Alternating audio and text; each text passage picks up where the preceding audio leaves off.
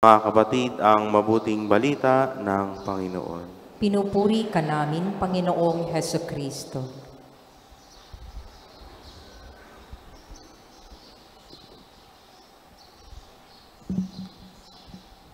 May mahalaga at opisyal na pahayag ng Dioceses ng Malolos tungkol sa panukalang batas na nagpapahintulot sa absolute divorce, House Bill 9349. Sa inyo pong lahat ng Katoliko at Katoliko sarado, ay pakinggan po nating mabuti ito. Pananagutan ang pagmamahal. Ang pag-ibig ay isang pananagutan. Isang bagong utos ang binibigay ko sa inyo, mag-ibigan kayo. Kung paanong inibig ko kayo, gayon din naman mag-ibigan kayo. Kung kayo'y mag-ibigan, makikilala ng lahat na kayo'y mga alagad ko. Juan, Kabanata 13, talata 34 hanggang 35. Sa huling hapunan, inihayag ni Jesus ang walang hanggang pag-ibig niya sa atin sa pamamagitan ng pagbibigay sa atin ng kanyang katawan at dugo upang pagsaluhan. Subalit, ang pagmamahal na ito'y pananagutan din. Kaya iniutos niyang magmahalan tayo kung paano niya tayo minahal. Sa natatangit matingkad na pamamaraan ng pag-ibig na ito'y nais ng Panginoon na masalamin sa pagmamahalan ng mag-asawa. Kung paanong ibinigay niya ang buo niyang sarili para sa lahat, gayon din naman ang inaasahang wagas na pag-ibig sa mga mag-asawa.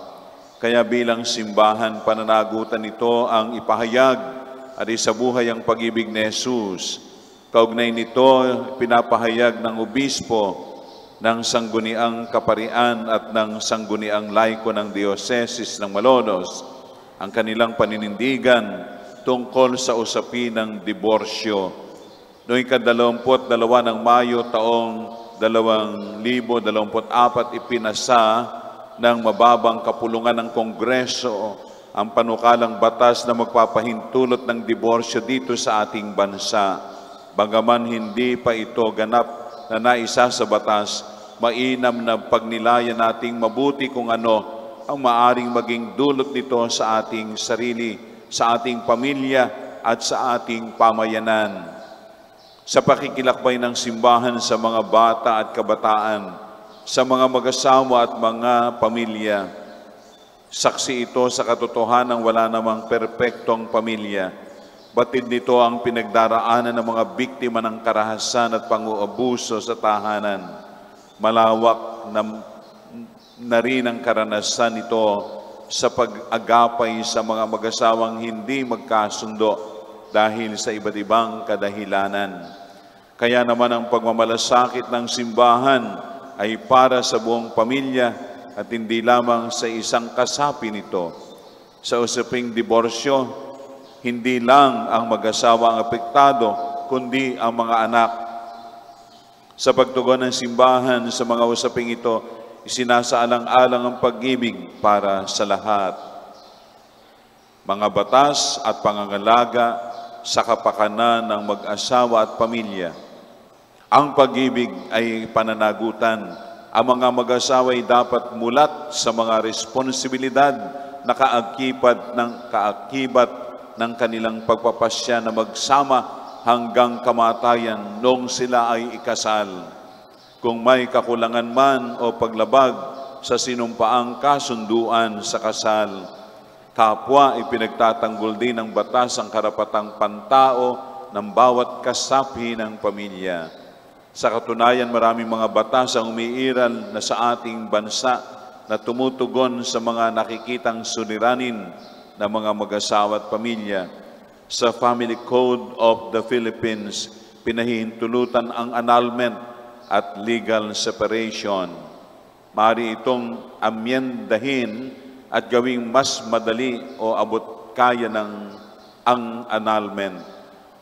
Pinangangalagaan naman ng Republic Act number 9262 o Anti-Violence Against Women and Their Children Act of 2004 ang kapakanan ng mga bata at kababaihan at panagot ang gumawa ng karahasan kahit pa ito'y isang kapamilya rin.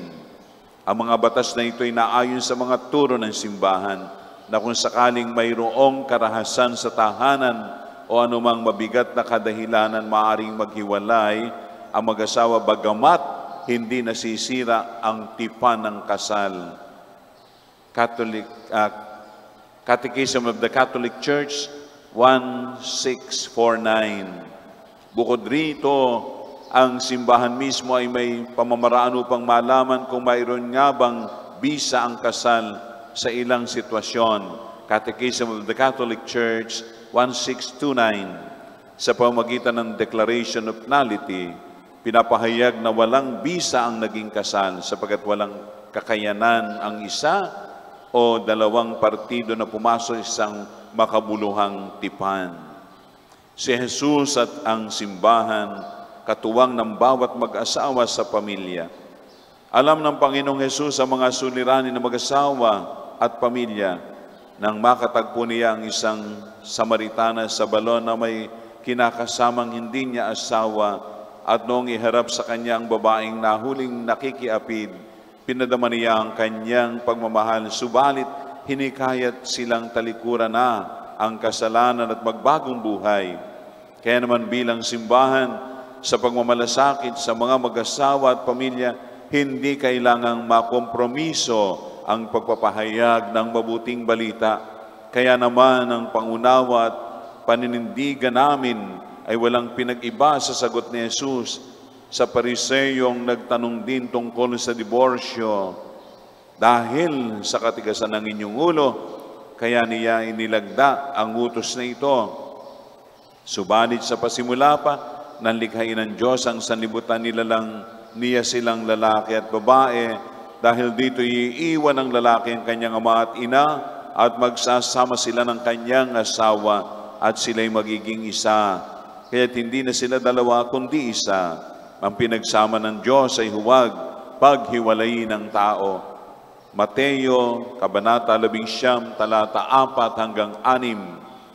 At ang nagbabala pa ang ating Panginoon, ang sino mang lalaking humiwalay sa kanyang asawa at mag-asawa sa iba ay gumagawa ng masama sa kanyang asawa.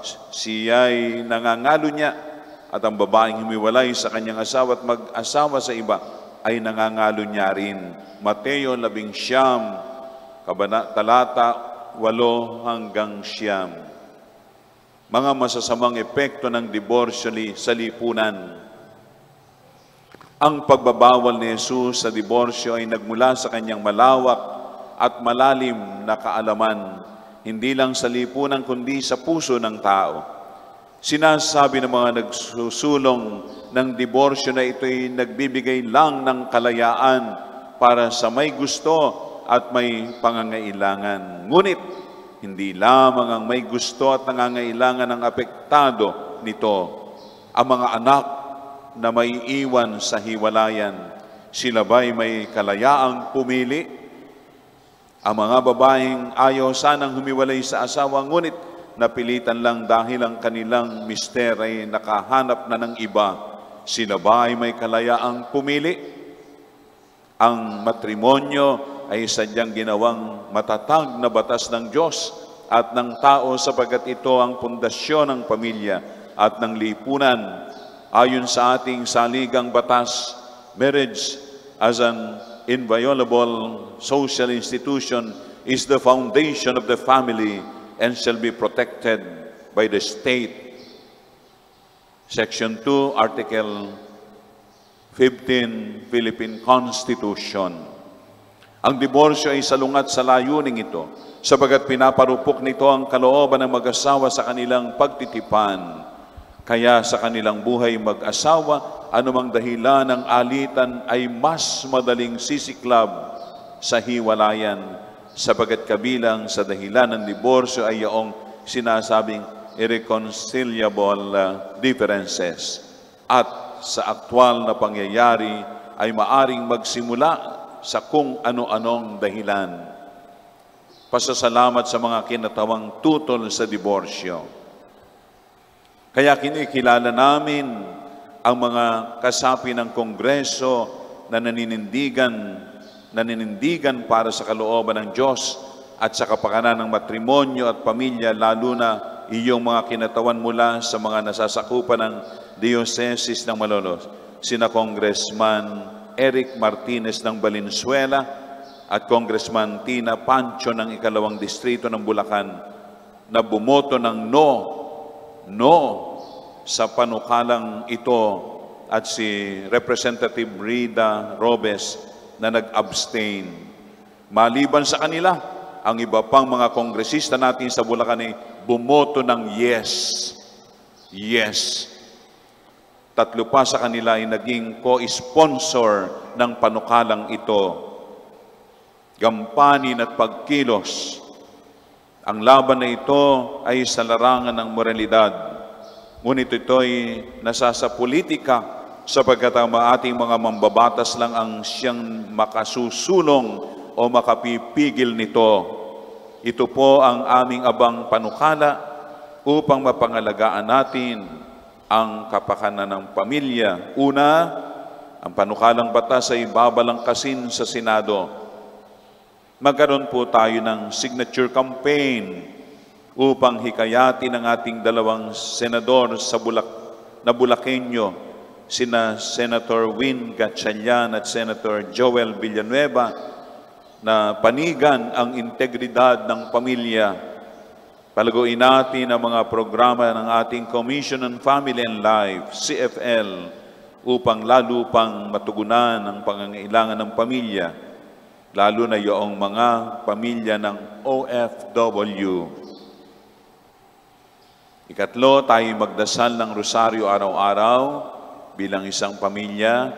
Hilingin natin sa ating mahal na ina ang proteksyon at kalinga sa nagbabantang panganib na ito, sapagkat ayon kay San Pablo, sapagkat hindi tayo nakikipaglaban sa mga tao, kundi sa mga pinuno, sa mga may kapangyarihan, at sa mga tagapamahala ng kadilimang umiiral sa sanlibutan ito, ang mga hukbong espiritual ng kasamaan sa himpapawid. Letter of Paul to the Ephesians, chapter 6, verse 12. Naway ang kabanal-banalang dugo ni Kristo ay magsanggalang sa ating lahat. Para sa konseho ng mga laiko, nilagdaan Ginang Mirasol Villanca Benavides, Pangulo Sangguniang Laiko ng Malolos. Para sa konseho ng mga pari, Padre Narciso Sampana, Vicario General. Kansilyer, Padre Renato Bibreon Jr. At Obispo ng Malolos, Bishop Dennis Villarojo, Doctor of Divinity. Palakpakan natin ang ating diocese. Sa paninindigan po natin ang Obispo, Kaparian at Sangguniang Laiko ng Malolos. Pagdasal po natin. Mahal niyo ba ang pamilya? Pues, manindigan po tayo. Nakahanda po tayo para sa signature campaign. At dyan po ang ating CFL, Commission on Family and Life, sina Kuya Bong, si Ate Melody Balbedina. Sa pintuan po ng simbahan bago kayo umuwi, sa paninindigan po natin ay pumirma tayo. Labanan natin ang mga dambuhala sa lipunan, lalo na sa Kongreso at sa Senado.